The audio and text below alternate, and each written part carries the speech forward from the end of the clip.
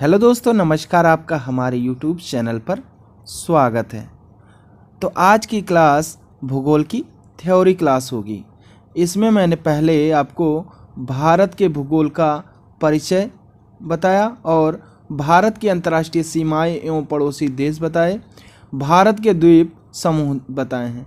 इन सारे टॉपिक्स पर हमने वीडियो बना दिया है। अगर आपने नहीं देखा है तो आप हमारे प्लेलिस्ट में जा कर के देख सकते हैं। तो आज का क्लास भारतीय नदी तंत्र के बारे में चर्चा करेंगे। तो चलिए शुरू करते हैं। तो सबसे पहला जो हो जाएगा वह हमारा गंगा नदी तंत्र हो जाएगा। गंगा नदी, भागीरथी नदी गंगोत्री हिमनद से गोमुख नाम के स्थान से निकलती है। तो भागीरथी नदी कहाँ से निकलती है? गंगोत्री हिमनद से गोमुख नाम के स्थान से निकलती है। अलकनंदा नदी बद्रीनाथ के पास संतोपथ ग्लेशियर से निकलती है। देवप्रयाग में अलकनंदा और भागीरथी नदी मिलती हैं और वहाँ से गंगा नदी के नाम से जानी जाती हैं। देवप्रयाग से पहले अलकनंदा नदी में पंचप्रयागों, जो कि सभी उत्तराखंड में हैं, में अलग अलग नदियाँ मिलती हैं। यानी जो 5 नदियां हैं वह सभी उत्तराखंड में हैं। तो वह कौन कौन सी हैं? विष्णु प्रयाग, जो कि 2 नदियों के मिलकर बना है, अलकनंदा तथा धौली गंगा से। नंद प्रयाग में अलकनंदा प्लस नंदाकिनी।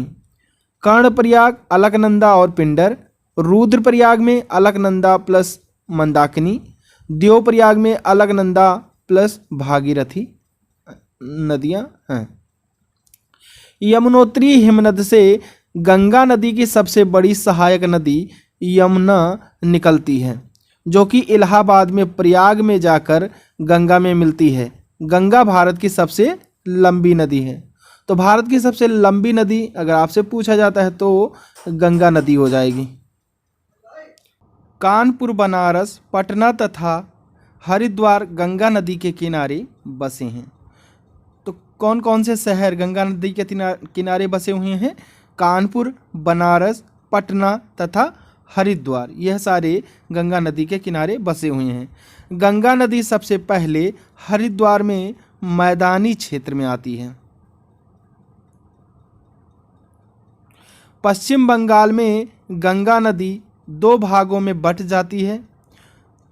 एक भाग को हुगली नदी के नाम से जाना जाता है। हुगली नदी आगे बढ़कर बंगाल की खाड़ी में गिर जाती है। इसी नदी के किनारे कलकत्ता शहर बसा हुआ है। तो कलकत्ता शहर किस नदी के किनारे बसा है? तो यह हुगली नदी के किनारे बसा हुआ है। दूसरा भाग बांग्लादेश में प्रवेश कर जाता है और वहाँ इसे पद्मा नाम से जाना जाता है। नेक्स्ट है, वहीं दूसरी तरफ से ब्रह्मपुत्र नदी भी बांग्लादेश में प्रवेश करती है और यहाँ इसे जमुना नाम से जाना जाता है।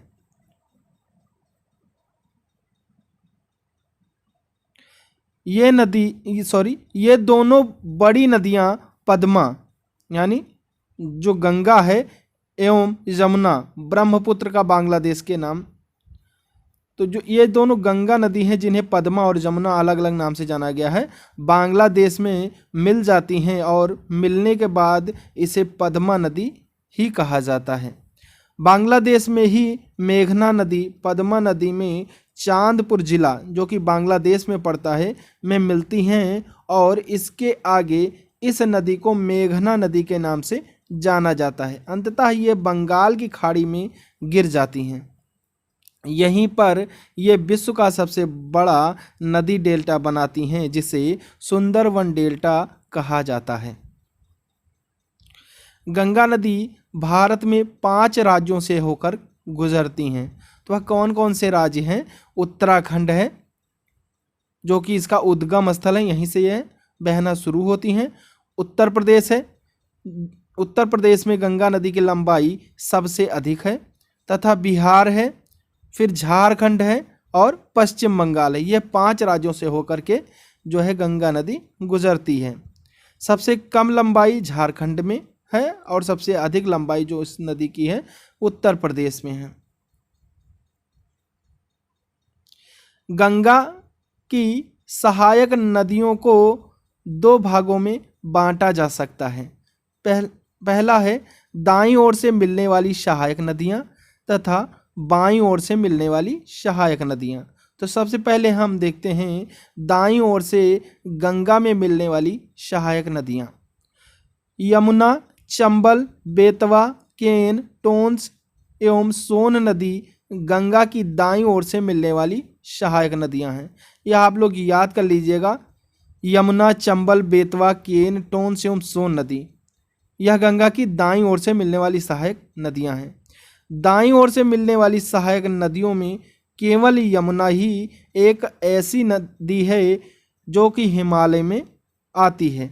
बाकी सभी सहायक नदियां प्रायद्वीप पठार से आती हैं। यमुना ही सबसे बड़ी सहायक नदी है। दिल्ली तथा आगरा यमुना नदी के किनारे बसे हुए शहर हैं। चंबल, बेतवा एवं केन सीधे गंगा में ना मिलकर पहले यमुना में मिलती हैं और फिर यमुना गंगा नदी में मिल जाती हैं। जैसे कि इटावा जो कि उत्तर प्रदेश में पड़ता है, यहाँ यमुना और चंबल नदी दोनों एक साथ मिल जाती हैं। हमीरपुर जो कि उत्तर प्रदेश में है, इसमें यमुना प्लस यानी बेतवा, यमुना और बेतवा दोनों मिलकर जाती हैं। बांदा जो कि उत्तर प्रदेश में है, इसमें यमुना और केन नदी मिल जाती हैं। प्रयागराज जो कि संगम कहलाता है, इसका पूर्व नाम जो है इलाहाबाद है, इसमें यमुना और गंगा दोनों नदियां मिल जाती हैं। टोंस एवं सोन नदी सीधे गंगा नदी में मिल जाती हैं। फिर है बाईं ओर से गंगा में मिलने वाली सहायक नदियां। इसमें रामगंगा, गोमती, घाघरा, गंडक, कोसी तथा महानंदा सभी गंगा में बाईं ओर से मिलने वाली सहायक नदियां हैं। गोमती नदी लखनऊ जो कि उत्तर प्रदेश में है, गोमती नदी के किनारे बसा हुआ है। तो गोमती नदी के किनारे कौन सा शहर बसा हुआ है? तो लखनऊ है, जो कि उत्तर प्रदेश की राजधानी भी पड़ता है। और जौनपुर उत्तर प्रदेश भी गोमती नदी के किनारे बसा है। बनारस के आगे गंगा में मिल जाती है। तो गोमती नदी के किनारे लखनऊ और जौनपुर शहर बसा हुआ है। महानंदा नदी ये सबसे पूर्वी सहायक नदी है। दार्जिलिंग की पहाड़ियों से होकर के यह आती है। नेपाल से आने वाली नदियां, तो इससे घाघरा नदी आती है जो कि पटना से थोड़ा पहले गंगा में मिल जाती है। गंडक नदी, इसका उद्गम नेपाल में होता है।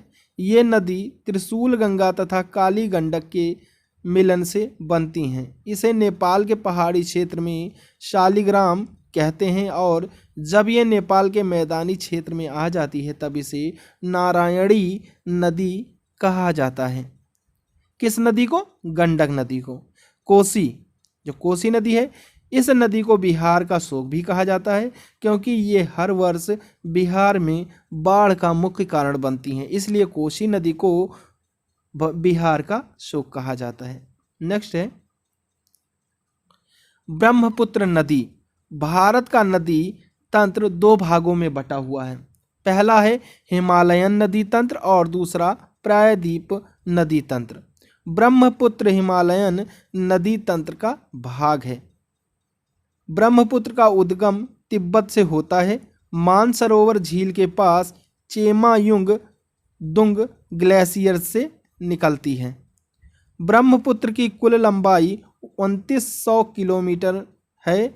इस नदी का अधिकांश भाग चीन में प्रवाहित होता है।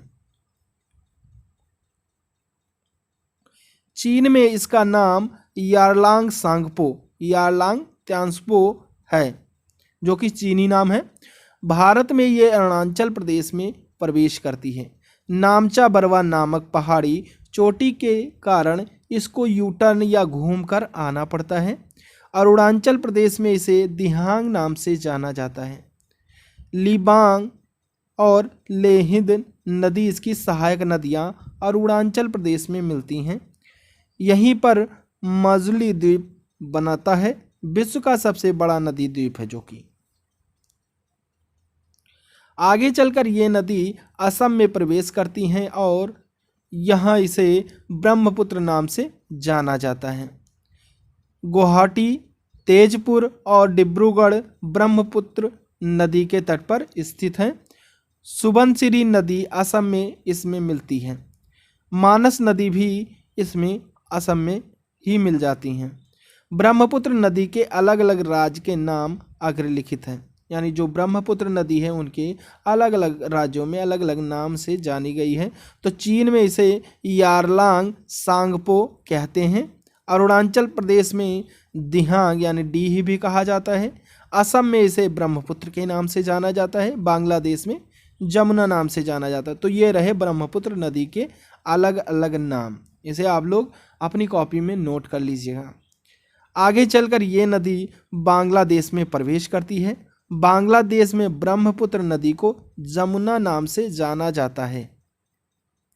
ब्रह्मपुत्र की अन्य सहायक नदियां हैं, तो अन्य जो सहायक नदियां हैं वह हैं पगलादिया और धनसिरी, जिया भरेली, पूथीमारी, धनसिरी, सुबानसिरी और मानस। सिंधु नदी तंत्र। सिंधु नदी तिब्बत के मानसरोवर के निकट सानोख्याबाब सिनकाबाब ग्लेशियर से निकलती है। भारत में केंद्र शासित प्रदेश लेह में प्रवेश करती है, फिर पाकिस्तान में तथा वहां से अरब सागर में गिर जाती है। सिंधु नदी की 5 महत्वपूर्ण सहायक नदियां हैं जो कि हम उस पर चर्चा करेंगे, तो आप लोग नोट करिए। झेलम नदी। झेलम नदी लेह से बेरी नाग के पास शेषनाग झील से निकलती है, आगे जाकर चिनाब नदी में मिल जाती है। चिनाब दूसरी नदी जो है वह चिनाब हो जाएगी। चिनाब नदी का उद्गम हिमाचल प्रदेश से होता है। तीसरी जो नदी है वह रावी नदी है। रावी नदी हिमाचल प्रदेश से निकलती है तथा पाकिस्तान में जाकर चिनाब नदी में मिल जाती है। चौथा है व्यास नदी। इसका उद्गम और विलय दोनों भारत में ही होता है। हिमाचल प्रदेश से निकलती है तथा पंजाब में कपूरथला हरिके में सतलज नदी में मिल जाती है। पांचवी जो नदी है वह सतलुज नदी है। तिब्बत में मानसरोवर के निकट राकसताल हिमनद से निकलती है। भारत में हिमाचल प्रदेश में प्रवेश करती है, जबकि सिंधु नदी लेह में प्रवेश करती है। सतलुज में पंजाब में व्यास नदी मिल जाती है। आगे चलकर पाकिस्तान में ये चिनाब नदी से मिलती है, जिसमें पहले ही झेलम और रावी मिल चुकी हैं। अंततः सतलुज नदी सिंधु नदी में मिल जाती हैं और इसे पंचनद भी कहा जाता है, यानी 5 नदियों के समूह को पंचनद भी कहा गया है। सिंधु नदी की सहायक नदियों का उत्तर से दक्षिण की तरफ का क्रम। तो जो सिंधु नदी है उनकी जो सहायक नदियां हैं उत्तर से दक्षिण की ओर बही हुई हैं, वो कौन कौन सी हैं? झेलम है, चिनाब है, रावी, व्यास और सतलुज हैं। यह 5 नदियां हैं। सिंधु नदी तंत्र में 2 नदियां तिब्बत से आती हैं, वह कौन कौन सी हैं? तो वह सिंधु नदी हैं और सतलुज नदी हैं। सिंधु व सतलुज दोनों ही नदियां मानसरोवर के निकट से निकलती हैं, परंतु ग्लेशियर अलग अलग हैं। सिंधु नदी सानोख्याबाब जिन्हें हम सिनकाबाब हिमनद कहते हैं, तथा सतलुज नदी जो राकसताल हिमनद से निकलती है। चिनाब, रावी और व्यास हिमाचल प्रदेश से निकलती हैं। तो जो चिनाब और रावी और व्यास हैं वह हिमाचल प्रदेश से निकलती हैं। चिनाब कहाँ से निकलता है? तो यह बारालाचा दर्रा के पास से निकलता है, जो कि हिमाचल प्रदेश में स्थित है। तथा दूसरी जो रावी है वह कांगड़ा जिले में रोहतांग दर्रे के पास से निकलती है। और तीसरी व्यास जो है वह रोहतांग दर्रे के पास व्यास कुंड से निकलती हैं। 5 नदियां जाकर सिंधु नदी में पाकिस्तान के पठानकोट में मिल जाती हैं। लेह नामक शहर सिंधु नदी के किनारे बसा हुआ है। सिंधु नदी जास्कर एवं लद्दाख की पहाड़ियों के बीच से होकर बहती है। श्रीनगर झेलम नदी के किनारे बसा है। सतलुज नदी हिमाचल प्रदेश में सिपकीला दर्रे के समीप से प्रवेश करती हैं। इन नदियों को लेकर भारत पाकिस्तान में 1960 में सिंधु जल समझौता, जिन्हें इंडस रिवर ट्रेटी हुआ था, जिसके अनुसार भारत केवल सिंधु, चिनाब और झेलम का मात्र 20% जल ही इस्तेमाल करेगा, परंतु रास्ता प्रभावित या अवरुद्ध नहीं कर सकता है। रावी, सतलुज और व्यास का 80% जल इस्तेमाल कर सकते हैं तथा इनका रास्ता भी प्रभावित कर सकता है। तो आज के लिए बस इतना ही।